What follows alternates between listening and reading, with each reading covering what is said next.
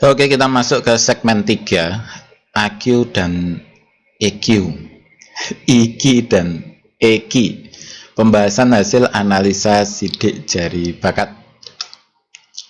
Bisa. Oke. Di sini adalah ada tabel perkiraan persebaran data. Jadi tabel ini akan dipakai dari pertama ini sampai ke akhir hasil. Jadi ini adalah tabel apa ya namanya ya, biasanya tabel statiknya, atau kalau kita mau sin konstan itu kan dulu pakai tabel ya. Nah, seperti itulah. Jadi nanti hasil itu direpresentasikan dalam bentuk angka untuk hasil kuantitatif. Untuk tipe apa itu? Jenis hasilnya yang kuantitatif. Untuk kualitatif itu tidak dalam bentuk angka. Nah, di sini yang paling lengkap itu di kuantitatif. Nanti jadi hasilnya ada angka dan ada menonjol, sangat menonjol, sedang kayak gitu. Nah, oke, kita mulai baca, mencoba ya. Jadi hasil itu nanti dalam bentuk angka, rentangnya itu di sini. Misalkan angka yang Anda dapatkan itu adalah 105, maka adalah di rentang ini ya, yang di sini. Nah, apa angka 105 itu kategorinya itu rata-rata atas. Ini bebas saja, sebenarnya cuma untuk membuat apa ya, kategori aja gitulah. Kemudian sekitar 502 orang dari 1000 orang. Ini adalah perkiraan pesaingnya.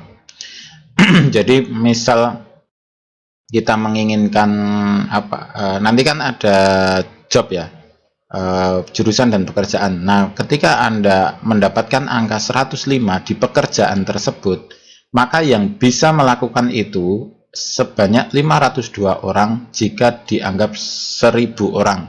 Jumlah populasinya itu 1000 orang. Jadi kalau ini ada 10.000, maka ini berarti 5.000 atau setengahnya. Setengah orang bisa. Kemudian misal yang Anda dapatkan itu adalah 132, berarti ada di sini kan ya. Golongannya B, kategorinya superior. Kemudian sekitar 22 orang dari 1000 orang. Jadi jika ada populasi 1000, yang seperti Anda itu hanya 22 orang. Dan jika lebih dari 145 orang, ada 1 orang jika populasinya 1000. Jadi yang lebih dari 145 itu hanya 1:1000 gitu ya maksudnya. Selama saya menganalisa lebih dari 5 tahun, itu yang lebih dari 145 hanya 1 orang.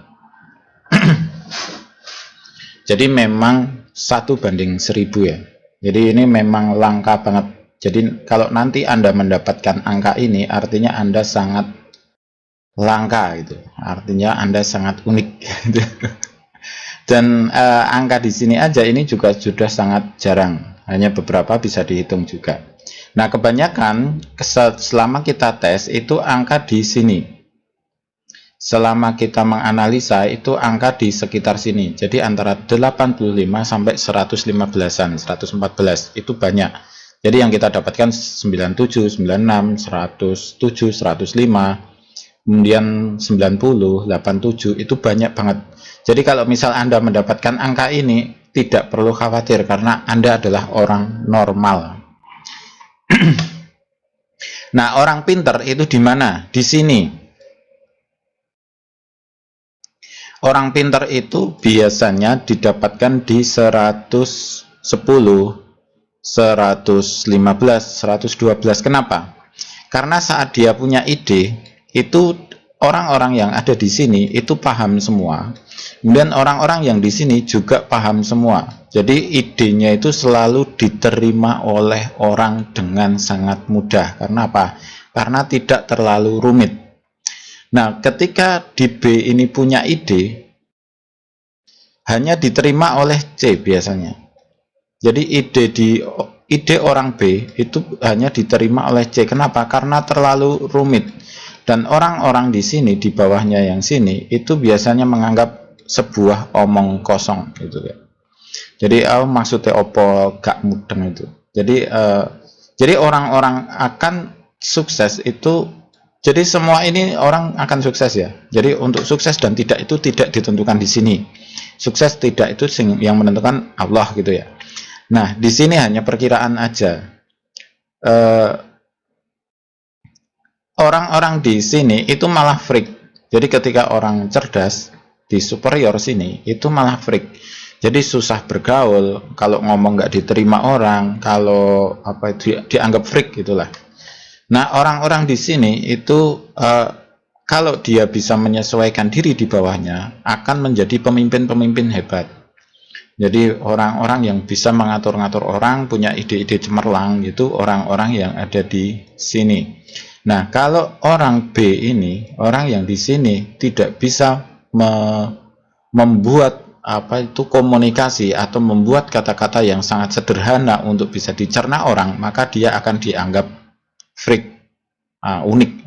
Freak itu aneh itu ya, dianggap aneh dan tidak bisa diterima oleh orang lain, sehingga kadang orang-orang ini kadang cuma duduk, nggak bisa ngomong, nah gitu. Jadi ya seperti itulah orang-orang freak. Nah, kalau orang ini malah lebih dari freak kan. Jadi ketika Anda berada di sini, intinya apapun apa yang Anda dapatkan itu aman. Jadi di sini itu aman. Oke, berikutnya. Contoh tabel hasil AQ dan EQ. Nah, di sini kita dapatkan I itu 128 dan E itu 120. Artinya kalau kita balik lagi ke sini, ini menghapusnya gimana ya? Kok nggak bisa dihapus? Oh, bisa. Kalau kita masuk ke sini, itu kan tadi dapatnya berapa? 128 dan 120. Artinya AQ-nya itu didapatkan di 128, berarti di C ini. Ini AQ-nya. Kemudian E-nya itu juga di 120, berarti orang-orang yang ada di sini ya. 158 banding 1000. Artinya udah mulai sedikit freak gitu ya. Sedikit aneh. Kemudian C itu kategori di sini. Jadi C itu tadi ya, ada orang C, ada orang B, ada orang A. DA itu di atas rata-rata, DB di bawah rata-rata, E, F, G itu dihasilkan dari tabel sebelumnya ini loh. A, B, C, D, A, D, B, E, F, G. Oke, kira-kira paham ya. Kemudian hasil AQ dan EQ mempengaruhi seluruh hasil analisa, termasuk hasil dominasi otak yang tadi, yang sebelumnya, sesi sebelumnya. Jadi I dan E ini mempengaruhi seluruh hasil analisa, termasuk dominasi otak yang kiri dan kanan tadi. Akan kita bahas di sesi berikutnya. Nah, I itu apa? Mempengaruhi kecepatan belajar dan memahami sesuatu. Jadi yang membedakan itu cuma kecepatannya. Kalau mobil itu mesinnya, torsinya, cc-nya gitu. Jadi dia cepatnya, cuma kecepatannya. Sekarang kita bayangkan ya, misal saya di Magelang kemudian pergi ke Semarang, memakai mobil supercar, cepet banget. Kemudian memakai mobil biasa, cc-nya cuma 800, 900 gitu. Kira-kira sampai Semarang enggak? Iya. Jadi tujuan, misal dari Magelang ke Semarang, apapun mobilnya, itu tetap sampai ke Semarang. Jadi I itu hanya mempengaruhi waktu perjalanannya atau kecepatannya. Untuk hasilnya itu tetap. Kita mau pergi ke Semarang ya tetap saja sampai ke Semarang. Cuma bedanya kalau pakai supercar itu 2 jam, kalau pakai mobil 900 cc mungkin 4 jam. Cuma beda itu aja. Jadi tidak terlalu berpengaruh di hasil. Kemudian serasi dengan tujuan ekonomis dan efisien. Nah, ini memang biasanya adalah pemikir. Jadi memikirkan bagaimana membuat sesuatu itu lebih cepat, membuat sesuatu lebih efisien, kemudian membuat sesuatu itu lebih hemat. Kemudian solusi berdasarkan logika, nggak usah terlalu dibahas. Pintar melihat peluang, nggak usah dibahas. Memerlukan konsentrasi, jadi biasanya butuh waktu untuk berpikir. Kemudian mempengaruhi emosi, sosial, hubungan dengan orang lain. Nggak perlu dibahas ya. Kemampuan untuk menyelesaikan konflik, nggak perlu dibahas. Kalau ada konflik, dia pintar memisahkan atau memberikan solusi-solusi terhadap sosial. Kemudian kemampuan untuk menyesuaikan diri, adaptasi ke orang lain lebih cepat. Kemudian lebih cepat dalam mengungkapkan emosi. Jadi ketika dia